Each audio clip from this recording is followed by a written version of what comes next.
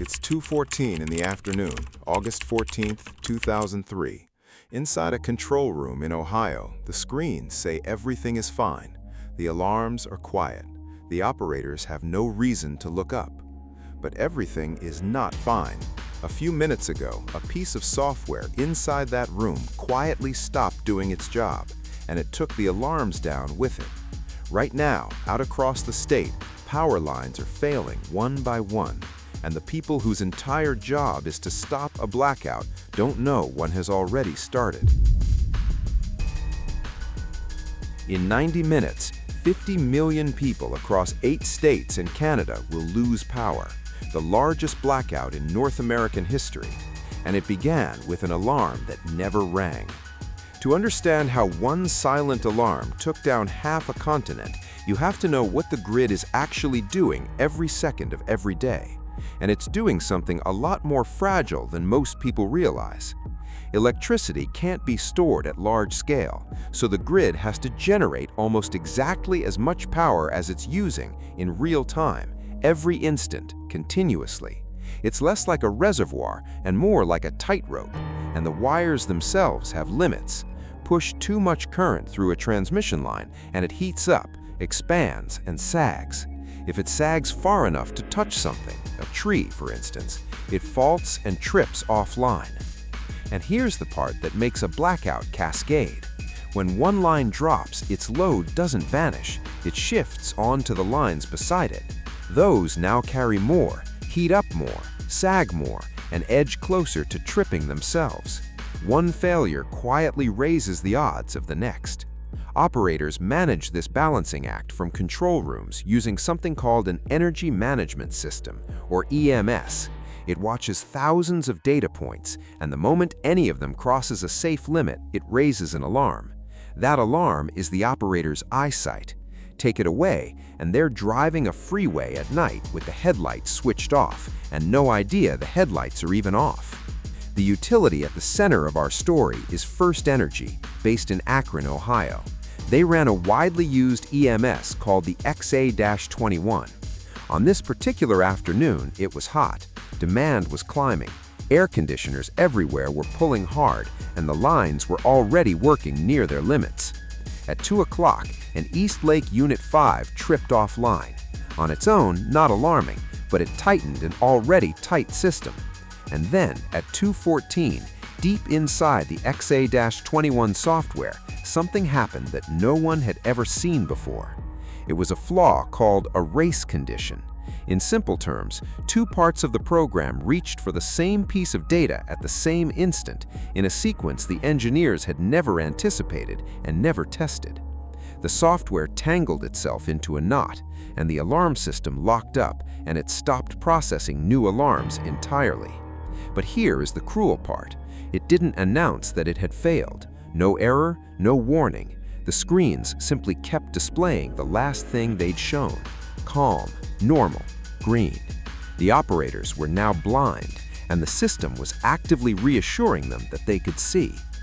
Over the next hour and a half, the grid came apart in slow motion. Just after 3, a 345 kilovolt line called Harding-Chamberlain sagged into an untrimmed tree and tricked. At 3:32, the Hannah-Juniper line did the same. At 3:41, Star South, Canton. Each failure shoved more current onto fewer lines. Each one should have lit that control room up like a fireworks finale. Operators started getting phone calls from confused engineers at neighboring utilities asking what was going on, and they still couldn't see it on their own displays. And the backup server, the one meant to catch exactly this kind of failure, was buried under the same flood of data, and it went down too.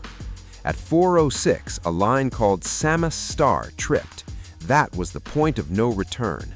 What had been a contained regional problem became a continental one in a matter of minutes. Power surged and rerouted. Generating plants slammed themselves into protective shutdown to avoid being destroyed, and the failures rolled outward faster than any human being could possibly respond. By 4:30, the lights were going dark across Ohio, Michigan, New York, New Jersey, Pennsylvania, Connecticut, Massachusetts, Vermont, and most of Ontario. If you're the kind of person who wants to understand the systems everything else quietly depends on and how to be ready for the day one of them fails, that's what this channel is for. Subscribe, and new episodes land every Tuesday.